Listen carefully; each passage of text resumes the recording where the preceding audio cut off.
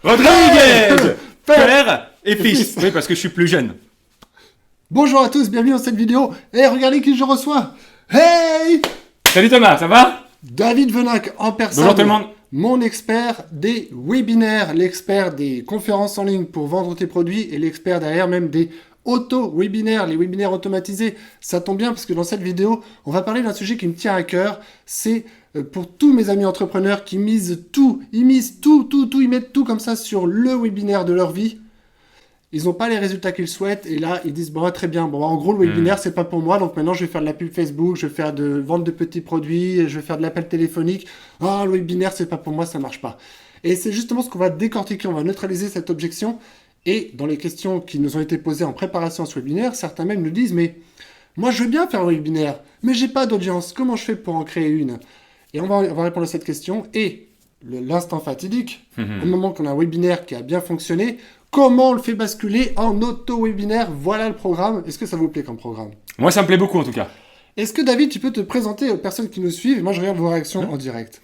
Eh bien, je m'appelle David Venac. Mon métier, c'est d'aider les indépendants, les dirigeants de TPE qui vendent du savoir, de l'expertise à automatiser la croissance de leur activité grâce aux stratégies webinaires et auto-webinaires. Mon métier, il a deux facettes. C'est un, on synthétise l'information, le savoir-faire pour en créer une offre percutante. Et deux, on utilise les webconférences pour se faire connaître, développer une liste email de fans et développer des ventes de manière prédictible et fiable.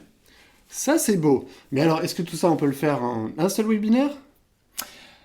Peut-être, c'est possible. Tu vois, ça Peut-être. c'est une question philosophique. Parce que la réponse, et j'adore cette citation qui vient de signer David Venac, vous êtes à un webinaire de votre succès. Alors c'est peut-être pas comme ça que tu le formules, mais en tout cas, derrière cela, on peut se dire, ah oui, donc en gros, je fais juste un webinaire, quoi.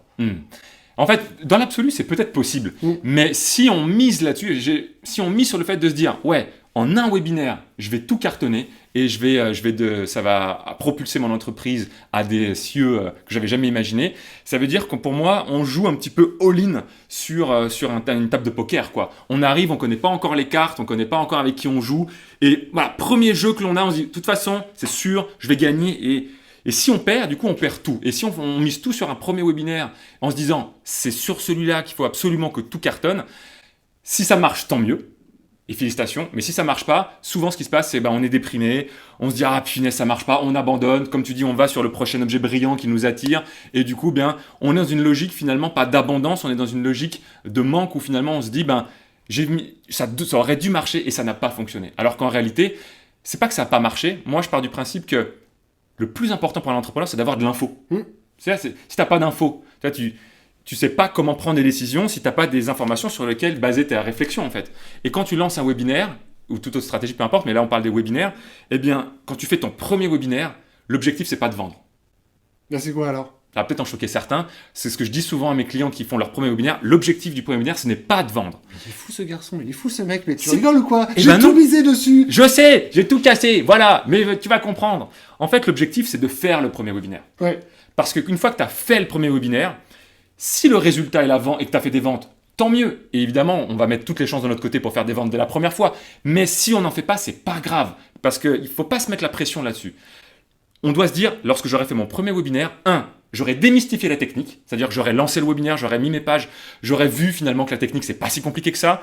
2, j'aurais testé déjà mon contenu, j'aurais mis du temps, j'aurais préparé mon contenu webinaire, j'aurais préparé des emails. Donc tout ce que j'aurais fait en amont en termes de travail, je peux le réutiliser autant de fois que je veux par la suite. Donc j'ai déjà une matière. Et puis 3, ça me donne de l'information. Ouais. J'ai des données. Et ça, c'est ce qui manque le plus à la majorité des business. C'est ok, je sais ce qui a marché et je sais ce qui n'a pas marché. Si par exemple, je vois que j'ai lancé un webinaire, j'ai eu 100 inscrits, les gens ont adoré, ma page d'inscription a converti à 70%. Donc ça veut dire que c'est génial. Mon contenu intéresse, ma promesse intéresse. Si je vois que j'ai 45% de participation, c'est bien. C'est-à-dire que les gens sont vraiment engagés avec le contenu et ils se sont inscrits. Et non seulement ils participent, ça veut dire qu'ils veulent vraiment découvrir ce que j'ai à leur dire. Mais s'ils n'achètent pas, ça veut simplement dire que ma thématique est bonne, mon sujet est bon, mais peut-être que c'est mon offre qui n'est pas bonne, ils n'ont pas envie d'acheter ça, ou peut-être que c'est mon message de vente qui n'est pas bon. Et ça, c'est une indication. Et vaut mieux, moi je préfère en fait lancer une offre qui ne fasse pas de vente, plutôt que de rester là à imaginer l'offre idéale, parfaite, qui serait super, mais sans le savoir et de rester tout seul dans ma cave, parce que tant que j'ai pas lancé mon offre, j'ai aucune info. Voilà. Et donc, c'est là où tu dis, effectivement, on est à un webinaire du succès, c'est pas un seul webinaire, mais qu'un webinaire, si on l'améliore, on optimise, on fait en sorte de chercher, ok, où est-ce que ça marche, où est-ce que ça marche pas, et qu'on corrige le tir, et bien au bout d'un moment, ce webinaire peut fonctionner. Moi, j'ai un webinaire au démarrage de ma carrière d'infopreneur, c'est un webinaire qui m'a permis de générer plus de 350 000 euros juste avec un produit à moins de 200 euros. Et j'en ai pas fait qu'un seul webinaire. J'en ai fait 12 en direct, puis après je l'ai automatisé, j'ai fait des versions différentes. Mais finalement, c'est le même webinaire à la base qui a évolué en fait. Très bien. C'est ça qui est fondamental à comprendre. Excellent. Par rapport à ça, c'est excellent. Et après, les objections qui viennent derrière, c'est de dire... Mais c'est des questions qu'on a reçues de la part de vous qui nous suivez, et ça fait plaisir. Il y a également d'autres questions que je viens de capter ici en direct et je vais les poser à l'expert ici présent. Oh, faut que je lise ton livre parce que j'ai pas toutes les réponses.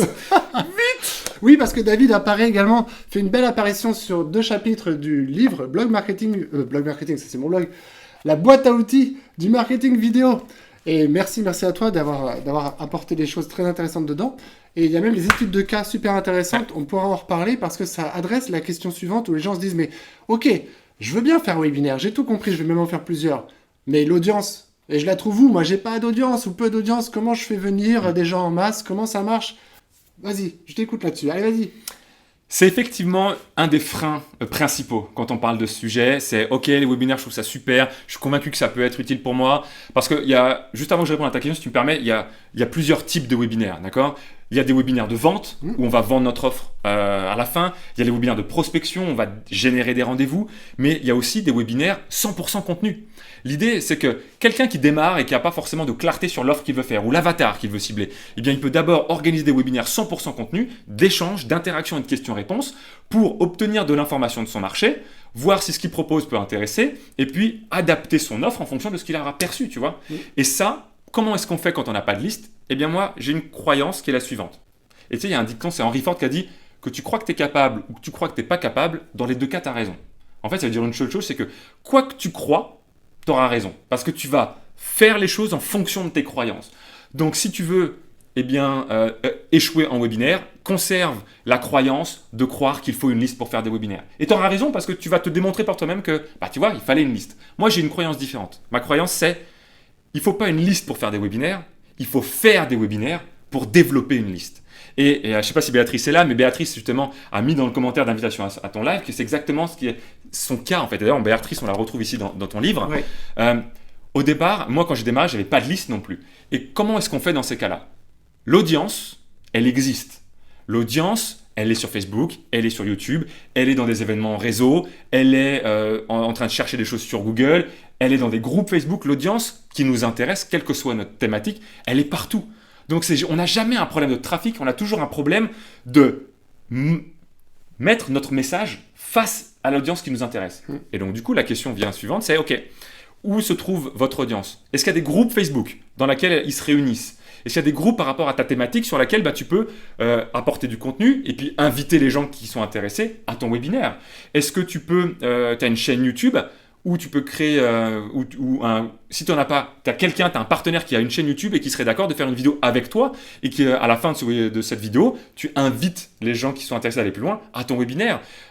Si tu as des anciens collègues, des anciens camarades de classe, peu importe, soit ils sont clients potentiels et à ce moment-là, tu peux les inviter eux, soit ils ne sont pas clients potentiels, et qu'est-ce qui t'empêche d'envoyer un email à tes, 50 anciens élèves en disant que tu lances un webinaire 100% offert qui s'adresse à tel type de public, qui a tel type de problème, et le fait de participer à ton webinaire, ça va apporter telle promesse, tel résultat pour ceux qui veulent obtenir tel résultat.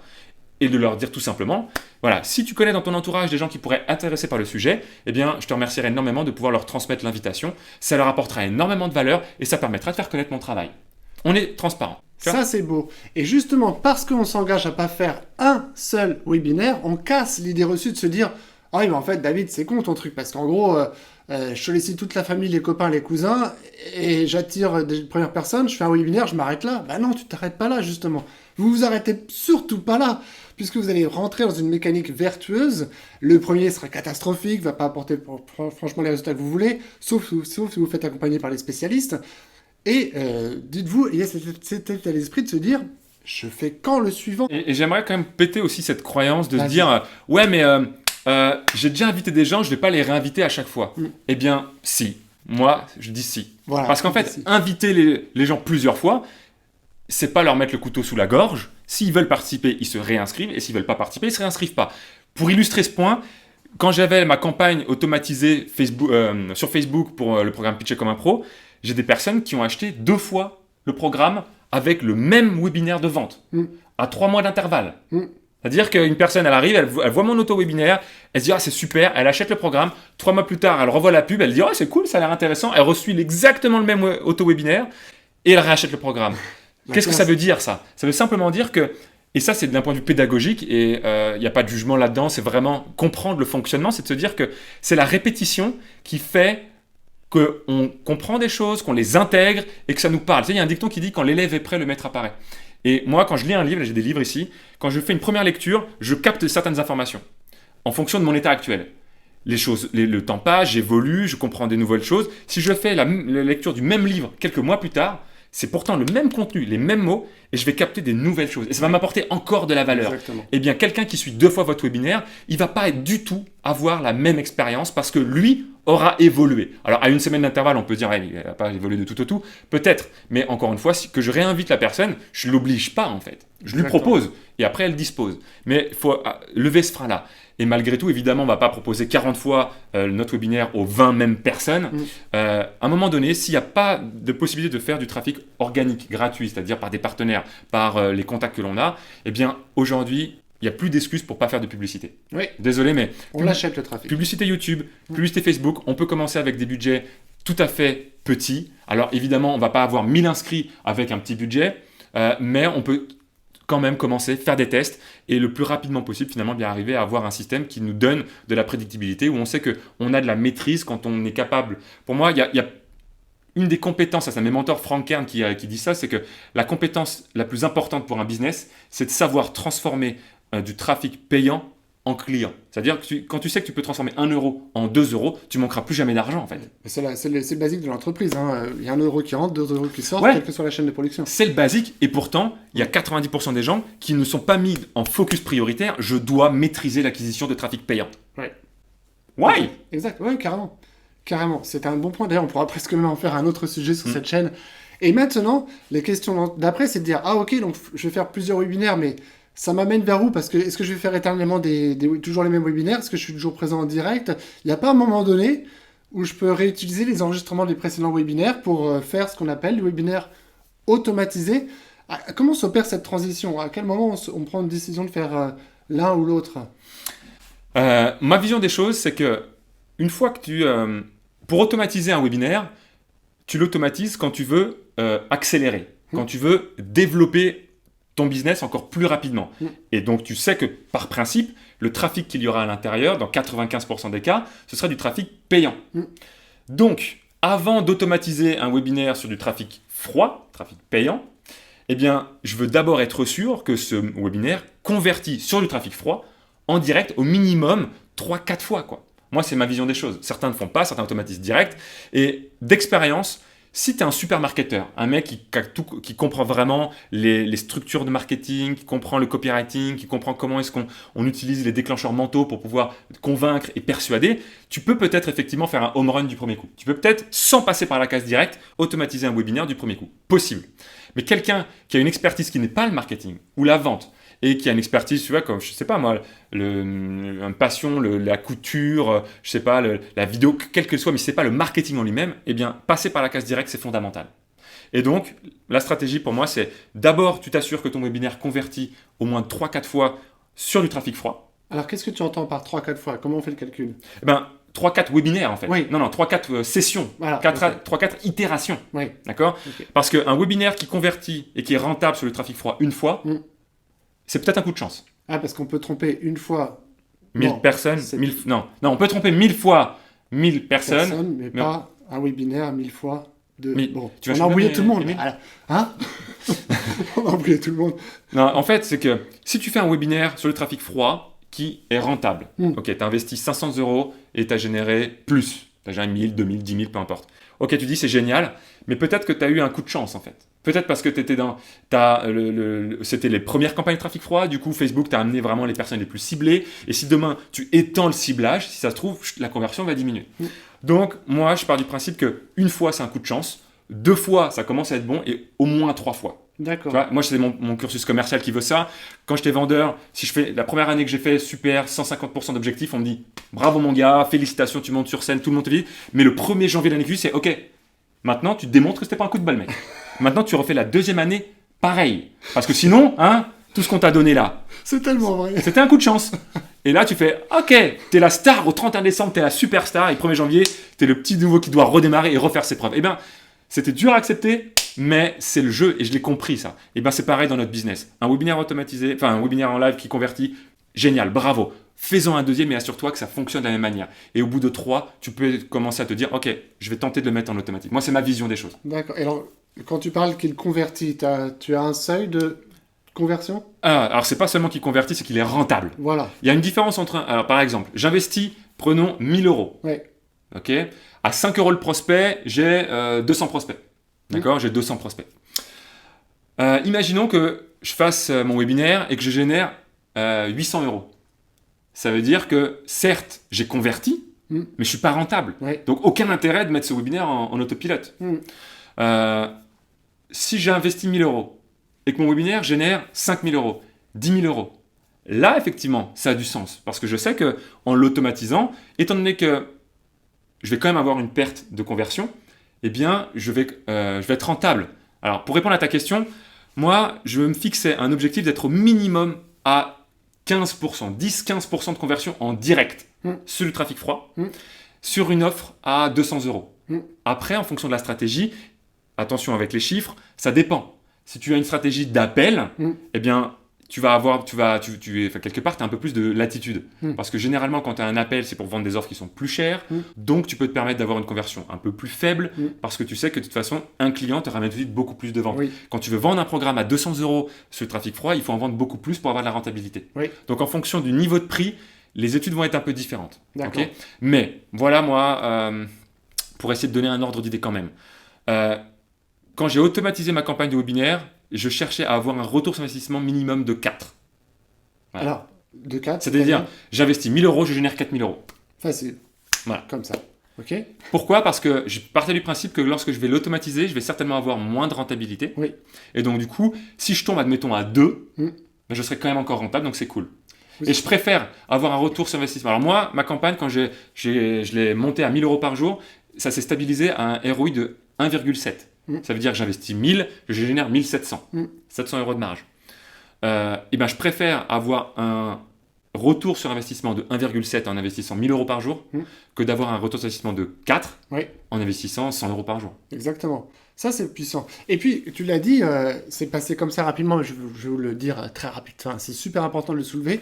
Un webinaire en direct, avec l'expérience, l'énergie que vous livrez en direct, le fait de pouvoir interagir et lever des objections en direct, oui, mathématiquement, ça reste quand même plus puissant que la version enregistrée. On ne peut pas tout de suite rebondir ou réagir. Enfin, disons que l'expérience est différente et donc les conversions sont un petit peu moindres entre une expérience de pur direct et une expérience de ça dépend, ça dépasse. Ouais. En fait... Vous voyez les références. Mettez les références, en fait. Revisionnez cette vidéo, mettez toutes les références. Les références film. En fait, moi, par rapport à ce que j'ai pu analyser, c'est que si je prends l'enregistrement d'un direct et que je le mets en automatique, c'est-à-dire que je simule le direct, je prends on pourrait prendre cet enregistrement où on dit hey, salut un tel, salut un tel, salut un tel, et que je le mets en autopilote, eh bien la conversion va pas diminuer tant que ça. Parce que les systèmes d'automatisation nous apportent des outils complémentaires que ne nous apporte pas le direct. Par exemple, avec un bon outil d'auto-webinaire, je peux ajouter des notifications d'achat que je n'ai pas en live, on va dire, en direct. Donc, ça, c'est un outil complémentaire qu'apporte l'automatisation qui permet justement de compenser un petit peu le fait qu'on n'est pas en vrai direct, malgré le fait qu'on le simule. Donc, je peux même modifier mon chat. Je peux mettre des faux messages pour mettre encore plus d'ambiance, pour teaser. Tu vois, donc, si je veux vraiment être dans l'idée de simuler le direct et de me donner toutes les chances de créer de l'énergie, de l'excitation, eh bien, j'ai les outils pour le faire. Je peux mettre des messages en disant « Hey, ouais, c'est super, j'adore merci pour ton offre, j'achète tout de suite ». Je peux mettre des notifications d'achat. Bref, on a des outils qui permettent de le faire. Après, chacun va mettre en fonction de sa perception des choses, de ce qu'il veut mettre, de ce qu'il accepte de faire ou il accepte de ne pas faire, comme il l'entend. Mais c'est important de souligner quand même, de se dire qu'aujourd'hui, il y a des outils qui permettent de faire ça. Ensuite, si on ne veut pas assimiler le direct, là, effectivement, il y aura une vraie perte de rentabilité. C'est-à-dire qu'il y a une vraie perte de conversion. Pas de rentabilité forcément, enfin si, c'est lié, mais de conversion. Moi, j'ai analysé que la conversion du faux direct était presque identique au direct, mais la masterclass, c'est-à-dire où je ne simule pas, j'enregistre une vidéo seul dans mon bureau et j'enlève toute la simulation directe, eh bien, quasiment 2 fois moins. N'hésitez pas en commentaire, si vous avez d'autres questions, laissez-les en commentaire. Et merci David d'avoir été avec nous, ça a été un super vidéo. Et merci de nous avoir suivis. Laissez des pouces, des j'aime, on s'abonne à cette chaîne YouTube, bordel de merde, et on partage cette vidéo. Oui, c'est ça le live, c'est du sans filtre. Vous voulez savoir comment clôturer une bonne vidéo? C'est la fiche numéro combien? Voilà. Fiche numéro 34. Voilà. Fiche numéro 34. On ne dit pas d'insultes dans son call to action à la fin. Vous comprenez, c'est la base. Je vous ai fait une démonstration sur ce qu'il ne faut pas faire. Merci de nous avoir suivis. Go. Ça, c'est pour la synchronisation du son et de l'image. Tu sais, ce mec. On est obligé d'être 2, en fait, pour synchroniser le son et l'image. Obligé. Et moi, et vous voyez pas le cadrage de la caméra. Mais là, en ce moment, je suis en train de faire le grand écart. Pourquoi? Tout simplement parce que, comment vous dire? Et moi, je suis obligé de me mettre en premier plan toutes les astuces de cinéaste pour qu'on a l'air à peu près aussi grand. Bon, j'ai une tête du coup beaucoup plus grosse, mais si je me mets à ta hauteur, effectivement, je suis vachement petit en fait. Et là, je fais le grand écart. Comme Jean-Claude Van Damme entre deux camions. Tire encore un peu, tire encore. Salaud, il va me faire tomber.